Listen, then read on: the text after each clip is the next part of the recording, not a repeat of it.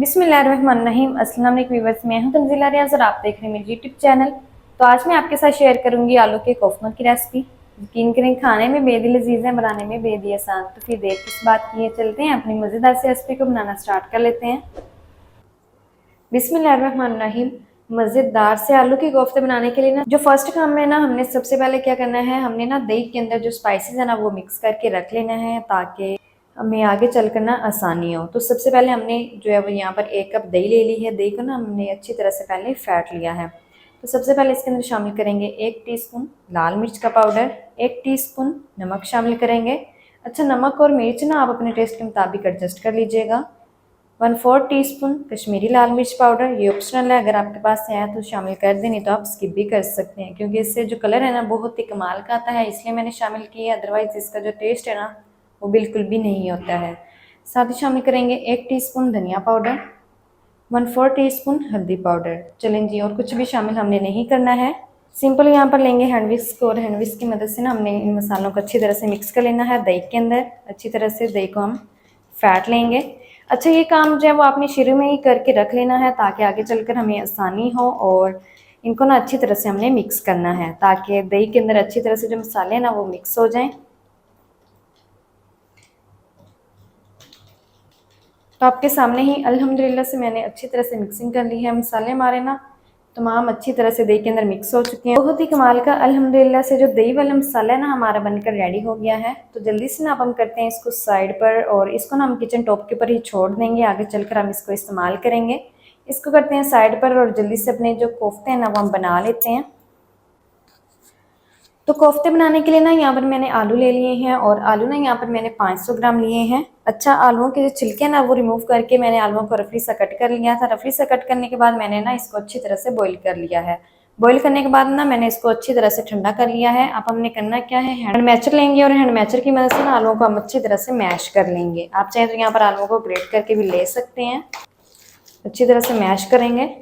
अच्छा, आपने गरम गरम आलू का इस्तेमाल नहीं करना है, ठंडे आलू का ही इस्तेमाल करेंगे कोफ्ते बनाने के लिए।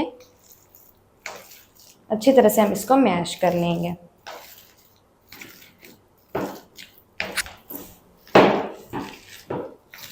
आलूओं को देखिए यहाँ पर ना मैंने अच्छी तरह से अल्हम्दुलिल्लाह से मैश कर लिया है। आलू हमारे अच्छी तरह से मैश हो चुके हैं।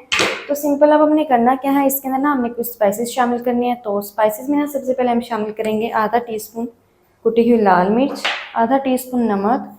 अच्छा, नमक और जो मिर्च है ना वो एहतियात से शामिल कीजिएगा क्योंकि हम पहले भी शामिल कर चुके हैं दही के अंदर भी। साथ ही शामिल करेंगे 1/4 टीस्पून हल्दी पाउडर, 1 टीस्पून धनिया पाउडर और 1 टीस्पून ही शामिल करेंगे गरम मसाला पाउडर। साथ ही शामिल करेंगे 1/4 कप बाइंडिंग के लिए कॉर्नफ्लोर। अगर आपके पास कॉर्नफ्लोर ना हो ना तो आप यहाँ पर ना चावल का आटा भी इस्तेमाल कर सकते हैं। अच्छा, अगर आपके पास मेजरिंग कप ना हो ना तो आपने यहाँ पर 2 टेबल स्पून शामिल कर देना है कॉर्नफ्लोर। अच्छी तरह से इसकी हम मिक्सिंग कर लेंगे हाथ की मदद से। अल्हम्दुलिल्लाह से देखें यहाँ पर ना मैंने तमाम स्पाइसेस को आलू के साथ अच्छी तरह से मिक्स कर लिया है, और अब मैंने ना हाथों के ऊपर हल्का सा ऑयल ग्रीस कर लिया है। सिंपल करेंगे क्या, यहाँ से ना हमने इस तरह से थोड़ा सा पोर्शन उठाना है, और जितने के हमने कोफ्ते बनाने हैं ना साइज़ आप अपनी मर्ज़ी से रख लीजिएगा, छोटा बड़ा जिस तरह का भी आपको पसंद हो, और इसके ना हमने कोफ्ते बना लेने हैं। तो एक कोफ्ता ना देखिए यहाँ पर मैंने बनाकर तैयार कर लिया है। इसी तरह से ना हमने तमाम कोफ्ते बनाकर तैयार कर लिए हैं, और इसका जो साइज़ है ना वो हम मीडियम रखेंगे। तो जल्दी से मैं तमाम कोफ्ते बना लूँ फिर मैं आपको दिखाती हूँ। अल्हम्दुलिल्लाह से देखिए यहाँ पर जो सारे कोफ्ते हैं ना मैंने बनाकर तैयार कर लिए हैं। जल्दी से ना इसको करते हैं साइड पर और इनको हम फ्राई कर लेते हैं। तो कोफ्तों को फ्राई करने के लिए ना पैन के अंदर शामिल करेंगे 1 कप घी। 1 कप ही घी शामिल करेंगे, इससे ज़्यादा या फिर कम हमने शामिल नहीं करना है क्योंकि इसी घी के अंदर ही हम ग्रेवी भी रेडी करेंगे। फ्लेम को ऑन कर देंगे और घी को ना हमने अच्छी तरह से मेल्ट कर लेना है। तो जैसे ही घी गर्म होगा अब हम ना अपने जो कोफ्ते हैं ना इसके अंदर शामिल करते जाएंगे। इस तरह से सारे ही कोफ्ते हम शामिल कर देंगे। तो एक टाइम में जितने कोफ्ते आ गए उतने मैंने डाल दिए हैं। अब हमने ना इसको मीडियम फ्लेम पर एक साइड से जो है वो फ्राई कर लेना है, और फिर हम ना साइड को इस तरह से चेंज करेंगे और उल्टे पुल्टे में ना हमने इन कोफ्तों को फ्राई कर लेना है तकरीबन 2 से 3 मिनट तक। अल्हम्दुलिल्लाह से देखिए कोफ्तों को ना यहाँ पर मैंने तकरीबन 2 से 3 मिनट तक अच्छी तरह से फ्राई कर लिया है। उल्टे पुल्टे हुए मैंने इनको फ्राई किया है मीडियम फ्लेम पर। अब देखिए माशाल्लाह से बहुत ही प्यारा गोल्डन सा कलर भी आ चुका है। तो इस टाइम पर ना हम इन कोफ्तों को निकाल लेंगे। अच्छा, ये जो कोफ्ते ना हमने निकाल लिए हैं सारे ही अल्हम्दुलिल्लाह से, जो कोफ्ते हमारे फ्राई हो चुके हैं। अब ये जो घी है ना, इसको हमने वेस्ट नहीं करना है, इसी घी के अंदर ही हम ग्रेवी रेडी करेंगे। तो उसी घी को ना मैंने ट्रांसफ़र कर लिया है दूसरी कढ़ाई में और फ्लेम को ना मैंने ऑन कर दिया है। फ्लेम को मैंने ना अभी तक लो रखा हुआ है। लो फ्लेम पर हम इसके अंदर शामिल करेंगे 1 टीस्पून भर के लहसुन की पेस्ट, साथ ही शामिल करेंगे 1 टीस्पून भर के अदरक की पेस्ट और इसी के साथ ही हम शामिल करेंगे इसके अंदर साबित सफ़ेद ज़ीरा।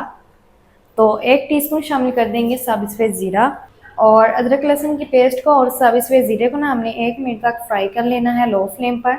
अगर हम फ्लेम को मीडियम या फिर हाई रखेंगे ना, तो अदरक लहसुन की पेस्ट हमारे फेस के ऊपर भी जा सकती है और हमारा फेस जल भी सकता है, इसलिए फ्लेम को लो रखेंगे और 1 मिनट तक ना हमने अदरक लहसुन की पेस्ट को और ज़ीरे को फ्राई कर लेना है, ताकि अदरक लहसुन की जो कच्ची सी स्मेल है ना ख़त्म हो जाए और ज़ीरे की प्यारी सी खुशबू आना शुरू हो जाए। अल्हम्दुलिल्लाह से देखिए यहाँ पर ना मैंने 1 मिनट तक अदरक लहसुन की पेस्ट को फ्राई कर लिया है। अदरक लहसुन की जो कच्ची सी स्मेल है ना, वो ख़त्म हो चुकी है। तो इस टाइम पर हम इसके अंदर शामिल करेंगे प्याज। तो प्याज में यहाँ पर मैंने एक मीडियम साइज़ का लिया है, जिसको ना मैंने बिल्कुल मोटा मोटा सा चॉप कर लिया है। चलिए जी, प्याज को ना हमने मीडियम फ्लेम पर फ्राई कर लेना है। फ्लेम को अपना मैंने मीडियम कर दिया है। मीडियम फ्लेम पर प्याज को फ्राई करेंगे ताकि जो प्याज है ना, वो हमारी सॉफ्ट भी हो जाए, साथ ही साथ इसका जो कलर है ना, वो भी हल्का सा लाइट गोल्डन सा हो जाए।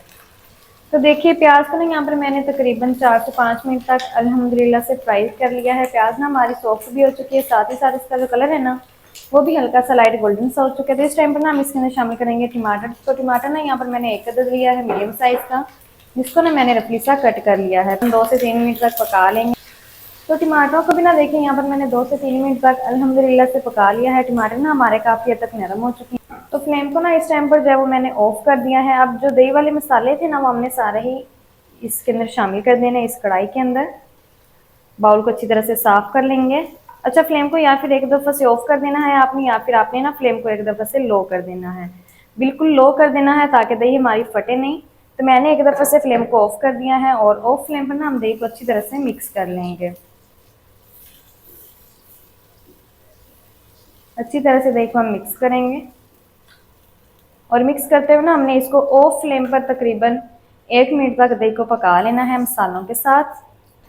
तो 1 मिनट के बाद अब जो फ्लेम है ना, वो हमने ऑन कर देना है।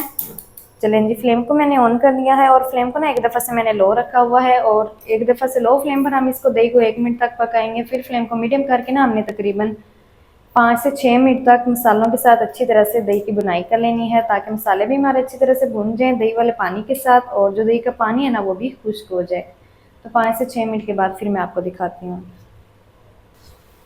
अल्हम्दुलिल्लाह से देखिए यहाँ पर ना मैंने मसालों की अच्छी तरह से 5 से 6 मिनट तक बुनाई कर ली है। मसाले ना हमारे अच्छी तरह से भून चुके हैं। मसालों का जो कच्चा सा पन है ना, वो भी ख़त्म हो चुका है। साथ ही साथ जो दही का पानी है ना, वो भी खुश्क हो चुका है। तो इस टाइम पर ना हम करी के लिए इसके अंदर पानी शामिल करेंगे। तो मैं ना इसके अंदर तकरीबन 1 लीटर जो है वो पानी शामिल कर रही हूँ। आपने जितनी करी बनानी हो आप उतना पानी शामिल कर लीजिएगा। साथ ही शामिल कर देंगे इसके अंदर हम इस टाइम पर थोड़ा सा धनिया बारीक कटा हुआ और इसी के साथ ही शामिल करेंगे 2 से 3 अदद बारीक कटी हरी वाली मिर्ची और ऊपर ना अब हम कवर लगा देंगे कढ़ाई के ऊपर और हमने ना पानी को एक बॉईल दिला लेना है। जब पानी के अंदर बॉईल आएगा फिर हम इसके अंदर अपने कोफ्ते शामिल करेंगे। अल्हम्दुलिल्लाह से देखिए करी में ना अच्छा खासा बॉईल आ चुका है। तो इस टाइम पर ना हम इसके अंदर शामिल करेंगे अपने कोफ्ते। चलें जी, इस टाइम पर अपने फ्राई किए हुए हम कोफ्ते इसके अंदर शामिल कर देंगे।